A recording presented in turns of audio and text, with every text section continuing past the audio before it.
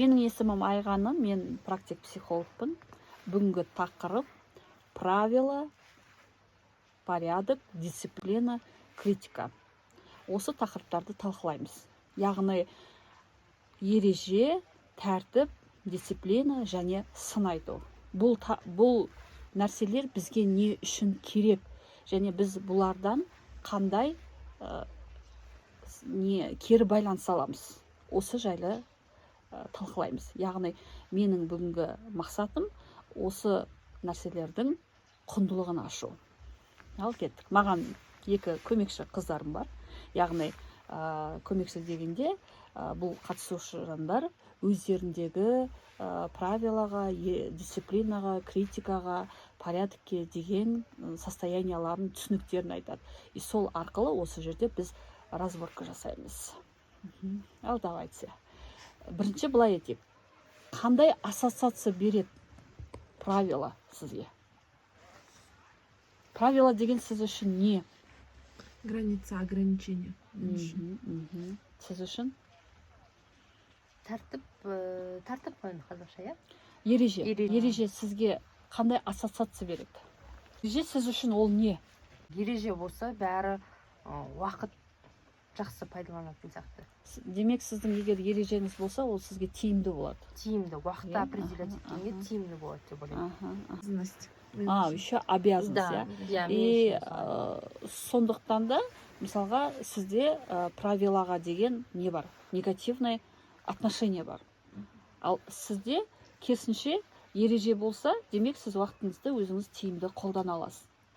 Енді қарайық, қараңыз, егерде правила болмаса қалай болар еді? Енді просто правиланы өзін қарайық. Мысалға, жол жүруді ережесі болмаса жолда, сіз машина жүргізесіз, сізде машина жүргізесіз. И елестетіп көріңізші, егер правила болмаса, әркім өзінің қалауымен жүрсе, қалай болар еді? Хаос, Мысалға, маған правила деп айтамын да, енді сізге правила, ограничение, запретті беріп тұр. Демек, ол сізге жақсы емес, ыңғайсыз. Демек, ол правиланы егер біз алып тастасақ, не болады онда? Беспорядок, хаос болады. То есть, если с этой стороны смотреть, правила нужны. Правила, ережені біз жасағаннан кейін, ол адамдар, әр адам біледі уже ол ережені, барлық адамға белгілі, соны бағынатын болғаннан кейін, ол жерде біріншіден адамның өмірінің қауіпсіздігі қамтамасыз етіледі. Екіншіден адамның уақыты тиімді болады. Мысалға, сіз біреу қызылда жүреді, біреу жазылда жүреді деген сияқты. Күтіп тұрмайсыз да. Үшіншіден жаңағы машинаңыздың, көлігіңіздің қауіпсіздігі қамтамасыз етеді. Сонда осындай жақсы жақтар бар. Көрдіңіз бе правиланы, Ал егерде қараңыз, адамдар правиланы, ережені сақтамаса не болады? Сол жолды алайық, жол жүру көлігінде. Мысалға, білеміз красныйға тоқтау керек екен. Бірақ егер ол тоқтамай жүріп кетсе не болады? Өз өміріне қауіп тигізеді.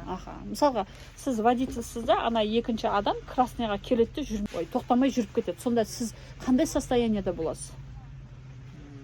Злость. Злость, шынымен, потому что, бірақ шынымды айтсам, менде как будто, почему он позволил себе так сделать деген сияқты состояние. Давайте біз фокусты оған қоймаймыз да, фокусты өзімізге қоямыз, өзіміздің сезімге қоямыз. Өзім сезім, ашуланасыз, заланасыз, сіз күтіп тұрсыз ғой красныйда да, ол болса жүріп кетіп отыр, Көрдіңіз ба? Егерде правиланы біз, егер правила болмаса, біз жаңағыдай хаосқа кіріп кетеміз. Еще ол правила болмаса, егер сақталмаса, адамдарда ол злості тудырады. А егерде правила болса, жаңағы злость, гнев деген сезімдер уже болмайды. Көрдіңіз ба? Қаншалықты ереженің бізге пайдалы. Сонымен қатар, мысалға, тағы да порядокты алайық, тәртіп. Ол қандай ассоциация береді? Қыздар, давайте расслабьтесь. Что-то важный болып кетті. Ойлап кеттіңіз. Видеоны осы сразу неғып кеттіңіз. Давайте, просто расслабьтесь, просто әңгіме айтып отырмыз да, и соның құндылығын шығарайық. Тәртіп ол қандай ассоциация береді сізге? тәртіп ереже маған Бір сияқты одинаковый сияқты, вот шынымды айтайын. Мгм. Дисциплина и правила, я. Для меня это тоже ограничение, сол обязанность, сол негативный жағы шығады. иә то, что маған я тоже что- негативный жағы шығады. Мгм. А ол бізде қайдан пайда болды? Қалай ойлайсыз?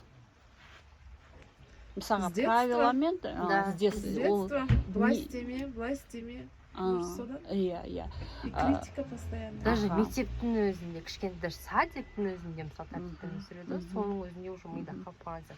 Мгм. Мен өзім себебі мысалға ереже деген нәрсе негізінде ол қалай құрылады?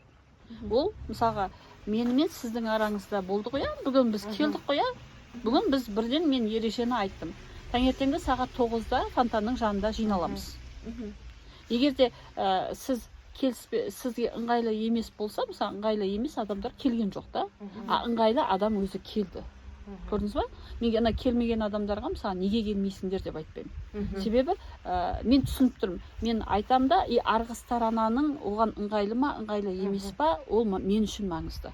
Мгм. Сол кезде ол правила екі жаққа да позитивный болады. Түсіндіре алдым ба?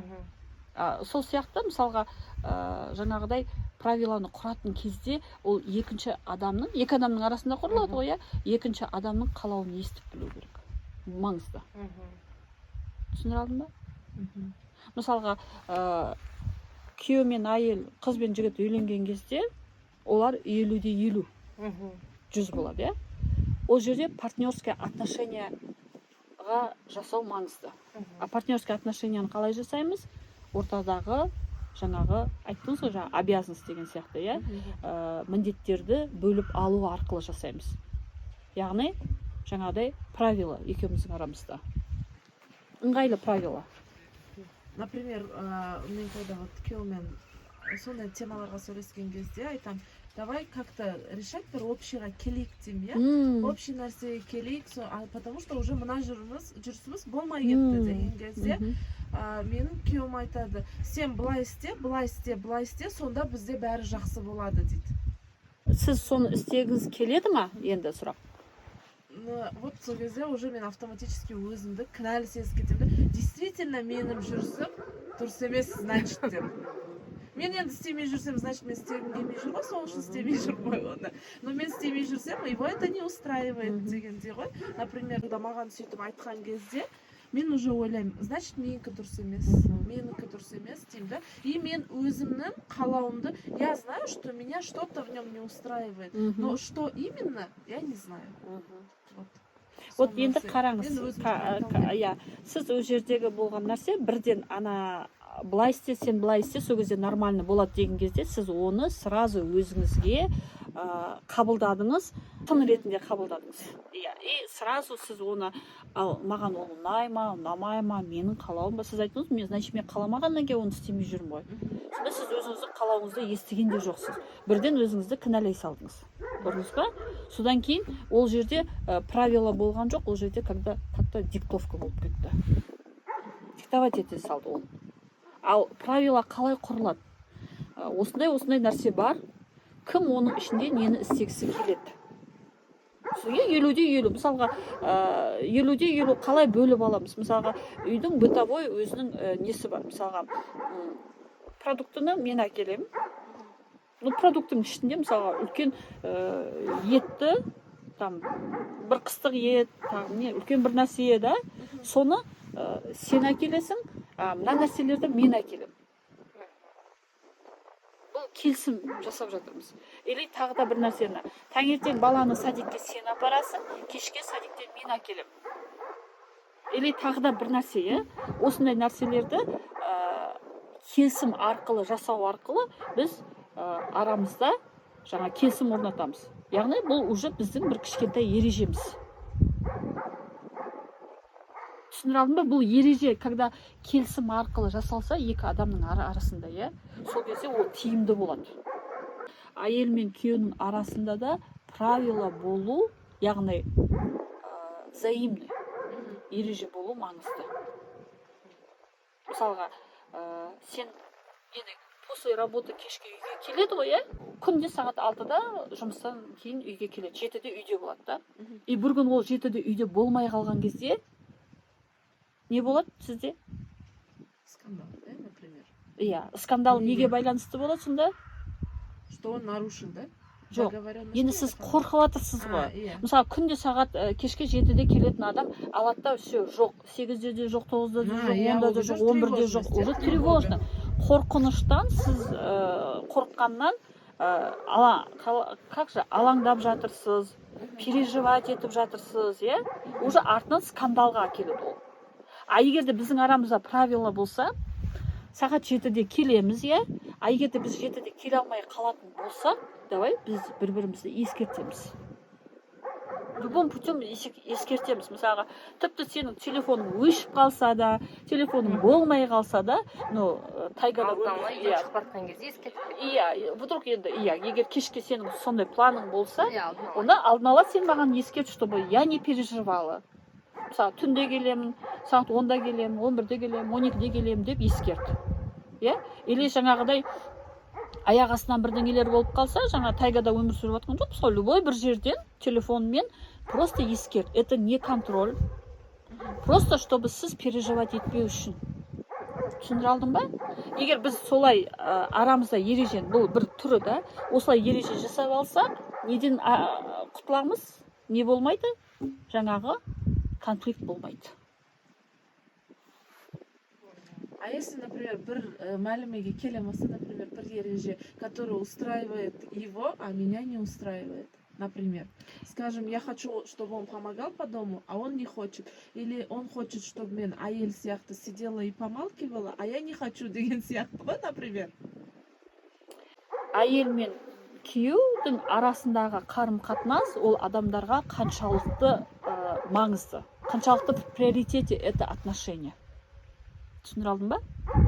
Егер де сіз үшін күйеуіңізбен құрған қарым-қатынас құнды болса, отбасыңыз құнды болса, күйеуіңіз құнды болса, сіз өзіңіздің какой-то бір нәрселеріңізді өзгертесіз.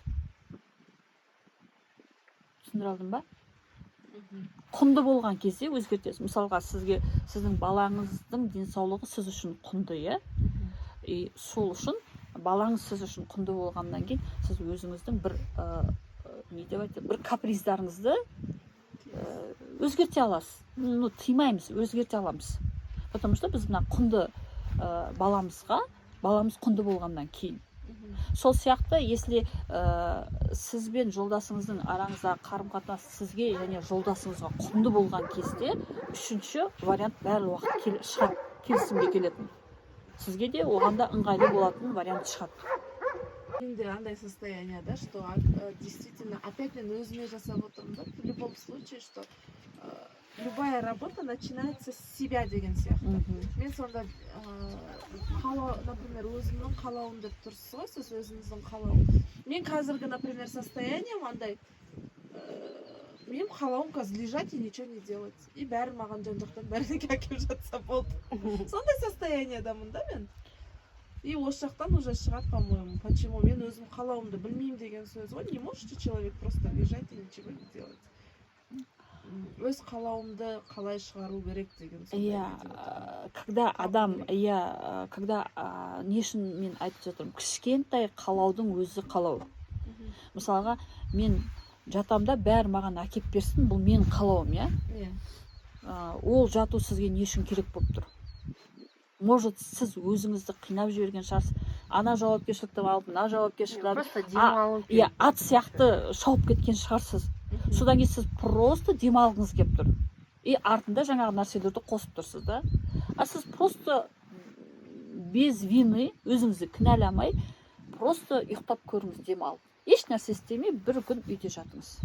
Содан кейін не болады? Содан кейін жаңағы өзіңіздің қалауыңызды қанағаттандырғаннан кейін сізде ресурс пайда болады. Негізі сөйтіп ертеңге кеше күйеуім 26-23 полный день жатамын деді. Мысалға, көбінесе бұндай состояние аналарда болады. Жаңа бала туған аналарда баласына қарай береді ғой, өзі ғана қарайды, басқа, ана бәрін өзіне алып алған да, енді мен үйде отырмын, енді мен жасауым керек деп, Çünkü ол үлгермейді. Қашанға не алады? Ол шаршайды уже 4-5 айда. Сол үшін да көмек сұрау маңызды. Мысалға, балаңызды там бір 2-3 сағатқа сізге қанша сағат керек ұйықтайтын, бір тоқтамай ұйықтайтын 4 сағат керек болса, анаңызды попросить етіп алыңыз да, алыңыз да 4 сағат тоқтамай ұйықтаңызшы. Ұйқыңыз қанат.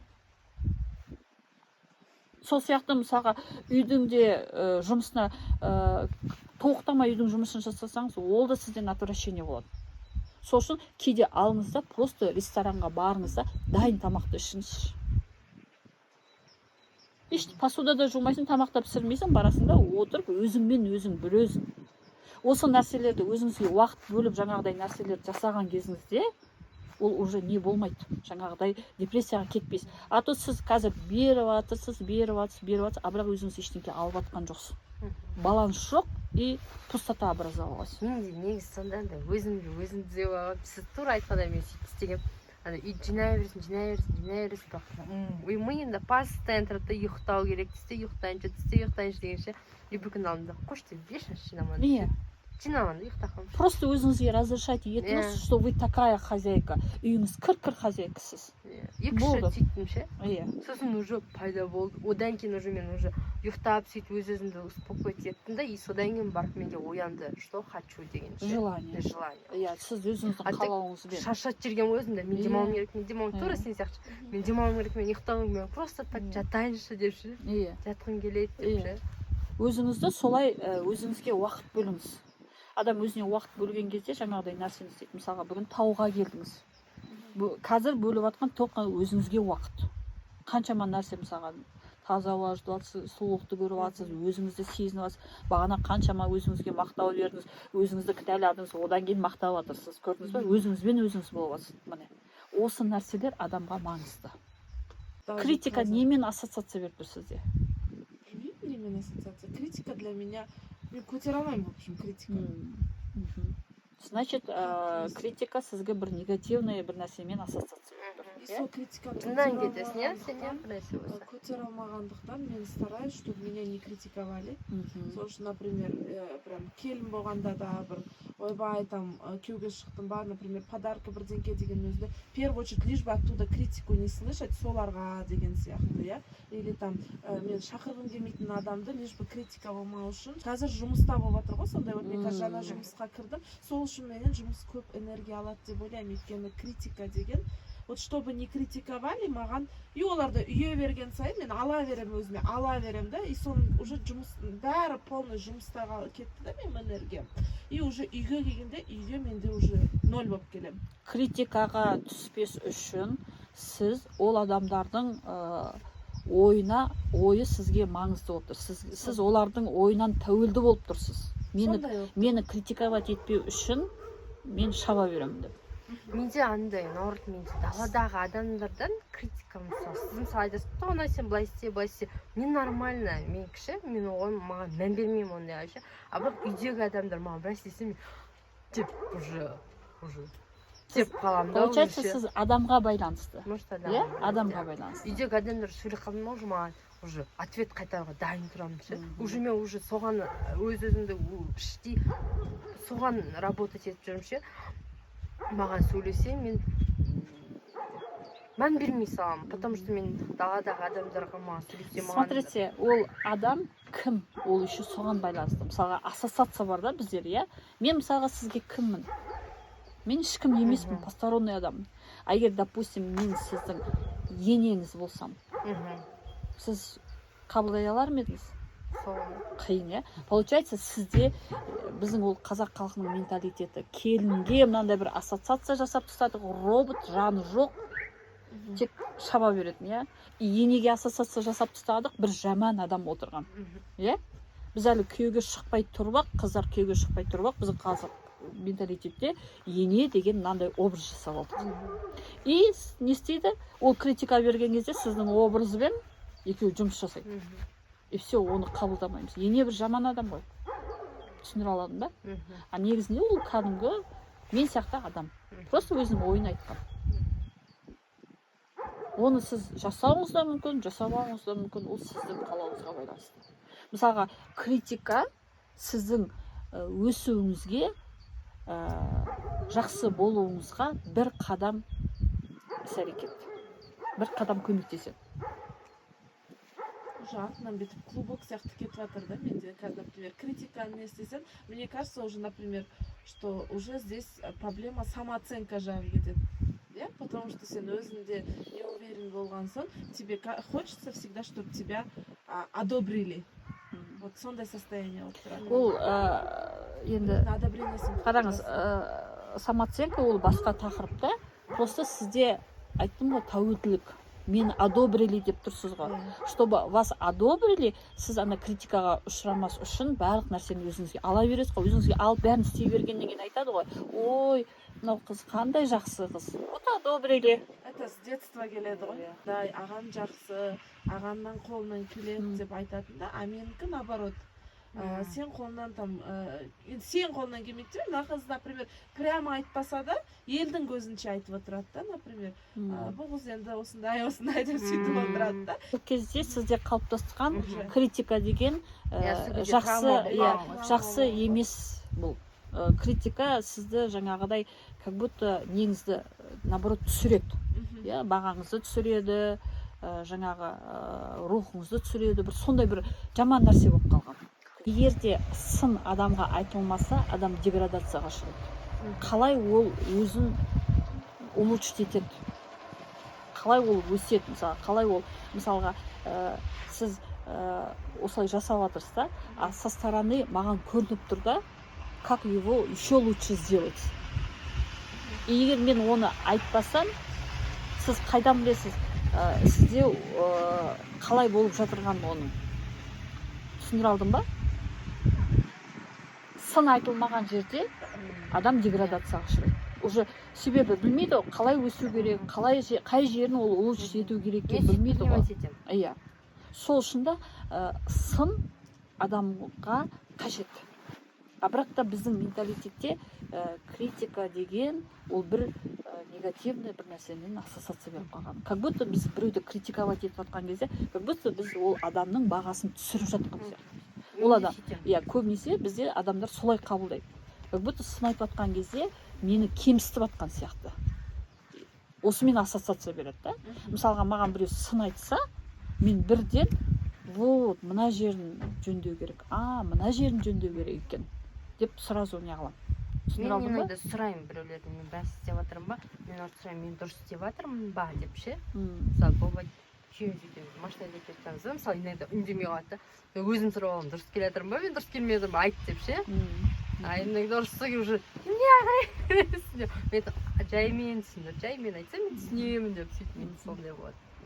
Сол сияқты басқа да мысалы бір нәрсе сіз сияқты жаттығу жасап жатқан кезде маған айтқан кезде мен дұрыс істемей жатыр екенмін ғой, значит былай істеу керек деп уже сондай. Иә. Мысалға мен инструктормын да, а егер де мен оларға жаңағыдай сын айтпасам, иә, мына жеріңіз қате, иә, мысалға көбінесе поясницамен болған жаттығуларда, иә, көп адамдар поясницаға салмақты салып алады йоганың уақытында. Біз көп нәрсе, не үшін көп адамның поясницасы ауырады?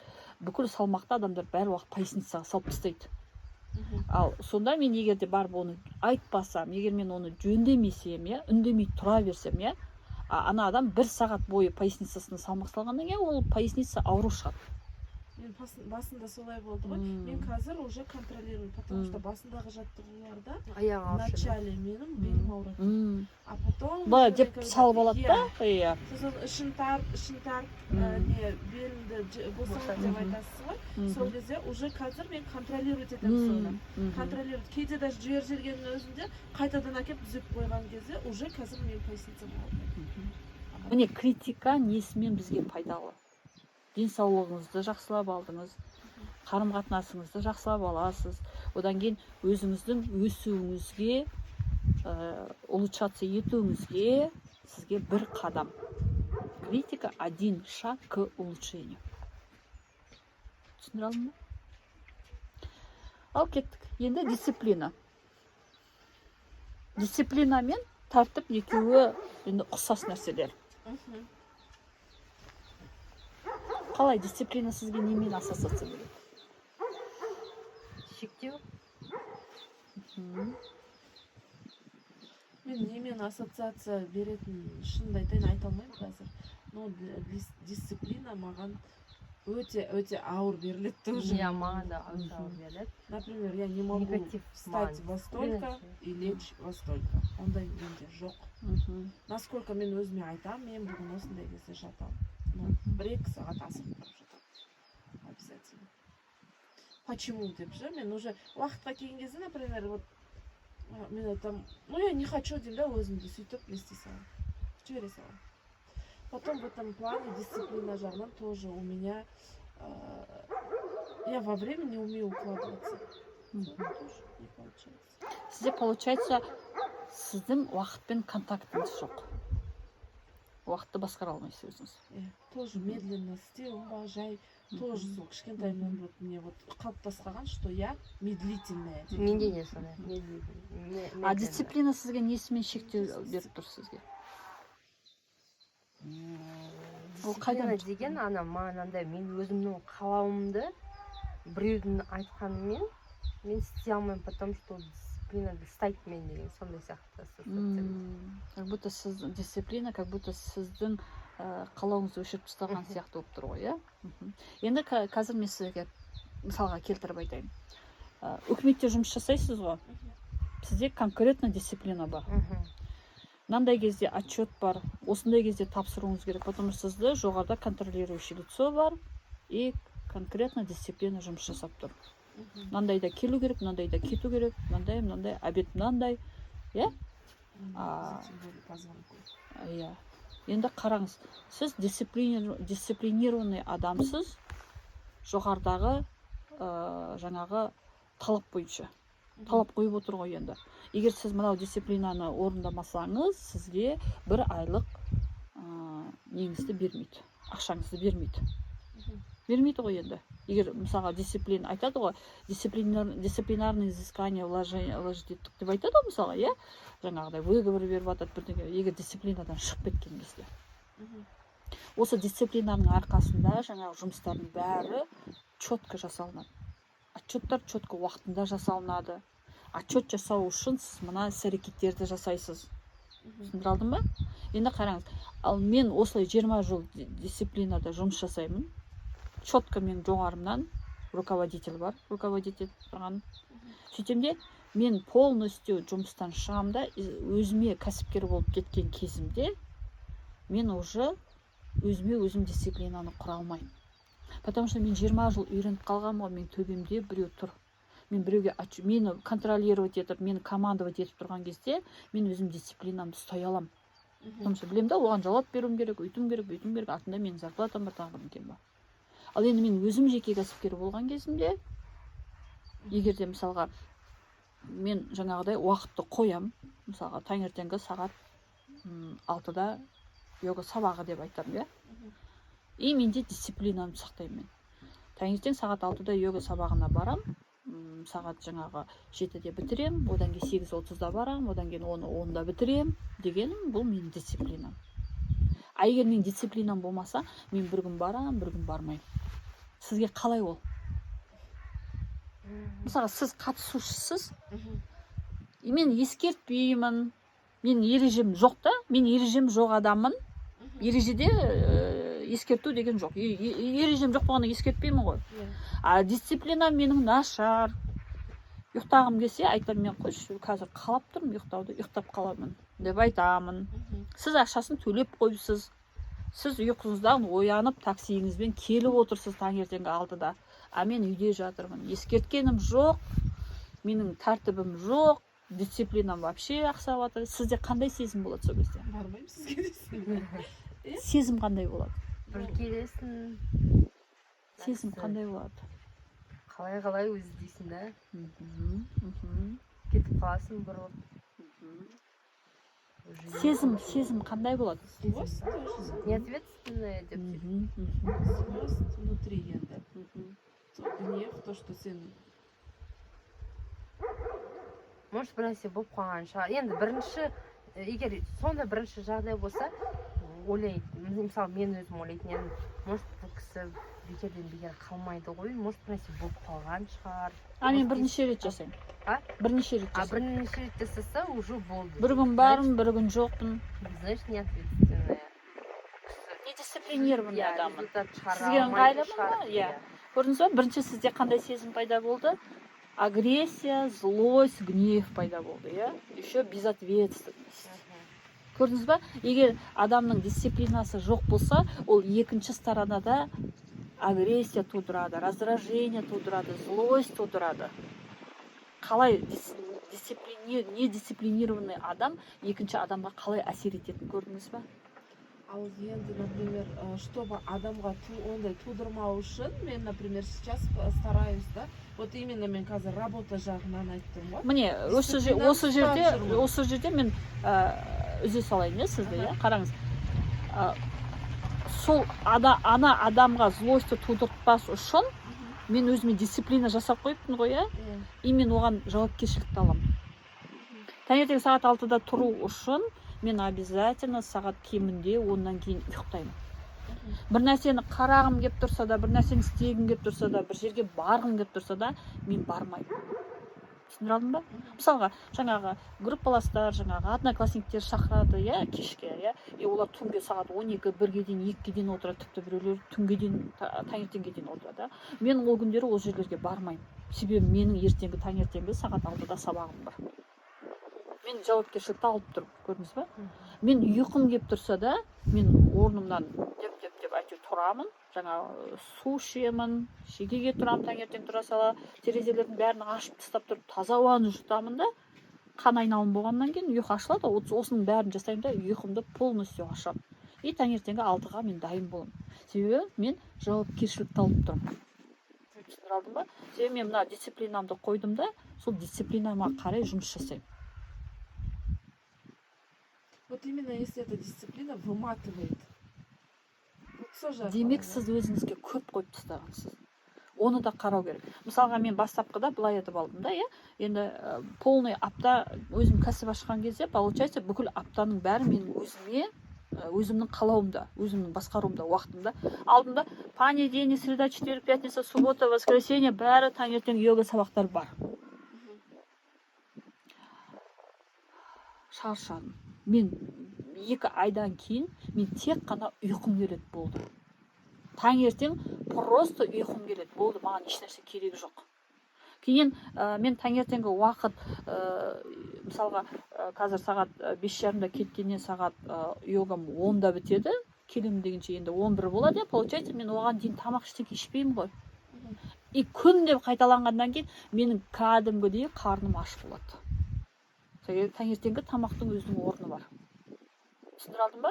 Сонда 2 айдан кейін мен өзімді истощать еттім да, тек қана ұйқым келеді, тамақ ішкім келеді. Слишком қиын дисциплина жасап тастадым өзіме. Түсіндіре алдым ба? Содан кейін алдында мен вторникті, четвергті, субботаны алып тастадым. Воскресенье сағат 9-ға қойдым. Тек қана менде понедельник, среда, пятница күн. Көрдіңіз ба? Сосын мен вторник, четверг, суббота күні таңертеңгі уақыт жақсылап тұрып, айғаным қанша ұйқым келеді, ұйықта. Адам тойып алғаннан кейін ол не қыла бермейді, ұйықтай бермейді. Түсіндіре алдым ба? Егер де өзіңізге слишком строго болып кеткен кезіңізде, сіздің дисциплинаңыз сізді шаршатып жібереді. А егер де мен дисциплинаны қоймасам, получается, мен арғы сторонаны сондай состояниеға келтіремін. Жаңағы агрессия, злость, гнев, ешқандай оның пайдасы болмайды. Мысалы, бір күн бар, бір күн бармайды деген сияқты. Или мысалға мен терапия жүргіземін ғой. Терапия жүргізген кезде мен уақыт айтамын ғой, сағат мысалға кешкі уақытта кейде жүргізгенде 19:00, 20:30-да бітеді. Мен бірден клиентке айтамын. Егер де сіз 19-дан кешігіп келсеңіз, ол сіздің уақытыңыз, и ол уақыттың бәрі ақша төленеді. 19:30-да келсеңіз, это не значит, что 21:00-ге дейін деген. Сол 20:30-да бітеді. Сол уақытта қанша ала алдыңыз, сонша аласыз. Көрдіңіз ба? Мен дисциплинамды қойып отырмын. Потому что мен өзім мына екінші жаңа таңертеңгі йогада дисциплинамды сақтап отырмын ғой, жауапкершілігімді алып отырмын ғой. Сол үшін мен клиентке де жауапкершілікті беремін. Түсіндіре алдым ба? Мен мысалға қараңыз, мен ереже қойыппын өзіме, дисциплина қойдым, порядокты қойдым, соның жауапкершілігін алдым. Демек, мен оны өзімнің партнерыма да беремін, өзімнің клиентіме де беремін. жауапкершілікті беремін соған. Қалай жауапкершілікті беремін? Қараңыз, саған мен правилада деп айтам ғой. Таңертең сағат 6-да келесіз. Егер 6-дан кешіп қалсаңыз, мен есікті жауып тастаймын. Ровно сағат тек қана 6-да ашық болады есік. 5 минут. 6-5 минутта есік жабылады. Сіз келсеңіз де ол есік ашылмайды. Бұл тәртіп. Мен оған жауапкершілігін өзіне беріп тұрмын. Ол 2 рет менде болды сондай клиент. 1 рет па 2 рет па кешікті. Қазір ол 6-ға дейін келеді постоянно. Потому что жауапкершілікті алды өзіне. Түсіндіре алдым ба? Егер де мен мысалға айтсам, таңертең сағат 6-да енді өздерің ыңғайларыңызға қараңыздар, келе алған кездеріңізде келіңіздер десем, получается мен ол адамдардың жауапкершілігін бермей тұрмын ол адамдарға. И ол адамдар дисциплинасын сақтай алмай тұр. Былай қарағанда сіз күнде келесіз ғой сағат 6-да, и сіз де отрабатываете дисциплину себе. Таңертең оянып, көрмейсіз ба? Йогаға баратын кезімде мен обязательно кешке түнде ертерек ұйықтаймын деп айтасыз. Это уже түннен басталып жатыр. Түсіндіре алдым ба? Теперь енді қараңыз, ережеде мен айтам, ауырып қалған кезіңізді, и то ауырғаныңызды 1 күн бұрын ескерткен жағдайда сіздің сол сабағыңыз сақталады. Жұмыспен байланысты басқа қалаға кетіп жатқан кезіңізде, алдын ала ескерткен кезіңізде, сол сабақтар сақталады. Басқа кез келген сабақтар сақталмайды. Бала шағам ауырып қалды, күйеуім ауырып қалды, тағы біреу ауырып қалды, или қонаққа баратырмын, құдай тамаққа баратырмын, тойға баратырмын, келе алмай қалдым дегендер сақталмайды. Тек қана осы сәттер сақталады. Көрдіңіз бе, мен ереже қойып қойдым. И ана қатысушыда уже соған байланысты іс-әрекет жасайды. Мен оған өзіне жауапкершілікті беріп тұрмын. Егер мен былай айтып айтсам, келген кезіңізде енді келіңіз. Мен не істейміз? Тойыңызға барсаңыз барып көріңіз. Ой, балаңыз ауырып қалды ма? Оның 5 баласы бар. 5 баласы ауырады. Ол 5 баласы айына 2 рет ауырған кезде бір той ешқандай сабаққа келе алмай қалады. Сол кезде мен ана адамға жауапкершілікті бермеймін. И ол адам жауапкершілікті алмағаннан кейін, получается, йогаға иногда бір келгеннен кейін ол адамда не болады? Нәтиже болмайды ғой. Мысалға жаңағыдай ауырып келеді, омыртқасы ауырып келеді, ол бұлшық етпен күнде жұмыс жасағаннан кейін ғана нәтиже болады. Ал ол иногда бір келгеннен кейін, содан кейін айтады, ой, йогаға барып едім, йоганың нәтижесі жоқ. Түсіндіре алдым ба? Көрдіңіз ба? Мен клиентке бірден 50% оның жауапкершілігін берем, өзімде 50% жауапкершілікті алам. Менің жауапкершілігім залды дайындау, таңертең ұйықтап қалмай өзім келу. Көрдіңіз ба? Осы жағдайдың бәрін жасау, бұл менің жауапкершілігім. Ал клиенттің уақытында кешікпей келуі, сабаққа уақытында келуі, жаңағыдай жаттығуларды жасауы, сол сияқты мен 50% жауапкершілікті аламын да, 50% жауапкершілікті оның өзіне беремін. Көрдіңіз ба? Бұл менің ережем жасап қойған. Менің бұл ережем арқылы мен не істеп жатырмын қазір? Жауапкершілікті бөлісіп жатырмын. Бұл жерде мен алдын ала ережені айттым ғой. Мысалға, жаңа қатысушы келетін кезде мен бірден ережені айтам. Осындай. Егер де сен сабаққа келесінде, и потом келмей қаламын деп шешім қабылдасаң, ары қарай бұл сабақтың ақшасы сізге қайтарылмайды. Сол үшін сіз алдын ала ойланып келіңіз, шешім қабылдап. Сол үшін сұраймын одан, не үшін келе жатырсың, саған не үшін керек бұл? Бұл нақты білу үшін. Содан кейін мысалға жаңағыдай айтып айтам ғой. 1-2 рет келесің да, одан кейін сен сабағына келмеймін деп қалсаң, сенің ақшаң сақталмайды, мен қайтып бермеймін дегеннен кейін, ол клиент келер алдын ойланады. Маған не үшін керек йога? Көрдіңіз бе? Біз не үшін деген сұрақты өзіміз миға берген кезде, біз миды уже озадачить етеміз де, ми уже бізге қарай жұмыс жасайды. Ал егер де жаңағыдай айтсам, енді көріңіз. Егер ұнамаса сізге қайтып берем ақшасын. Ол ондай сұрақтарды қоймайды. Көрдіңіз бе? Міне, ол нәтижесіз болады. Сонда жауапкершілікті 50-50 бөліп жатыр.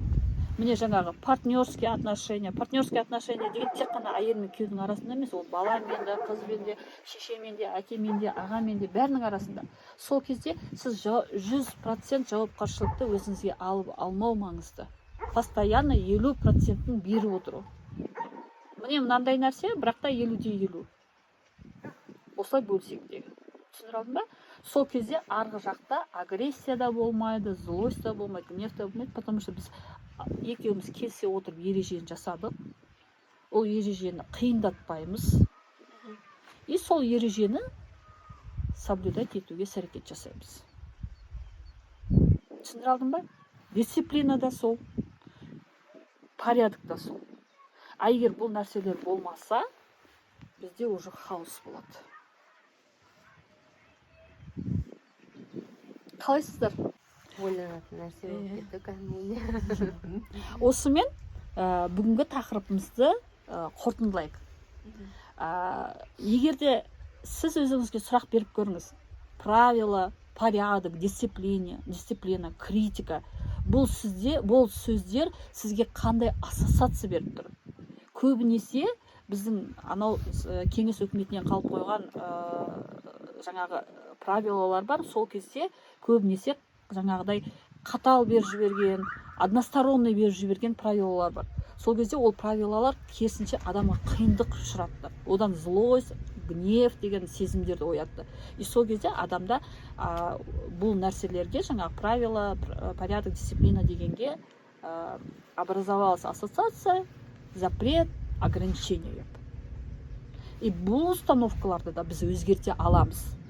Қатты ереже, правила, дисциплина, жаңағы порядкқа қатты кіріп кетпейміз, оны біз ұстаймыз да, оның ортасын ұстау маңызды. Форс-мажорда өзімізге допускать етеміз. Кейде біз оны бұзып та қоямыз. Нормально. Өзімізді кінәламаймыз, себебі біз адамбыз ғой. Мысалы, кейде болады ондай ситуациялар, иә. Сол үшін бұл нәрселер көбіне бізді өсіруге келеді. Бізді жаңағыдай сезімдерден сақтайды. Конфликттан сақтайды арадағы партнермен болады. Қараңызшы, егер де сіз күйеуіңізбен бәрін келісіп алсаңыз, жаңағыдай, иә, түнде келетін кезінде ол келісім бар ғой, ол ойды, мен жолдасым алаңдамас үшін, енді біз жақсы көретін адамдарымызға алаңдаймыз ғой, қамқор болатын адамымызға. Ол алады да звондайды да ескертеді. Сағат 10-да келем, 11-де келем, осындай. Бұл отчет емес, бұл контроль емес. И сол кезде сіз все, болды, спокойныз, ұйықтай бересіз. Көрдіңіз ба? Қандай конфликттан бізді сақтап қалды. Міне бізге сол үшін маңызды, сонысымен пайдалы, сонысымен құнды. Егер де сізде қандай да бір сұрақтар болса, комментарияға жазыңыз.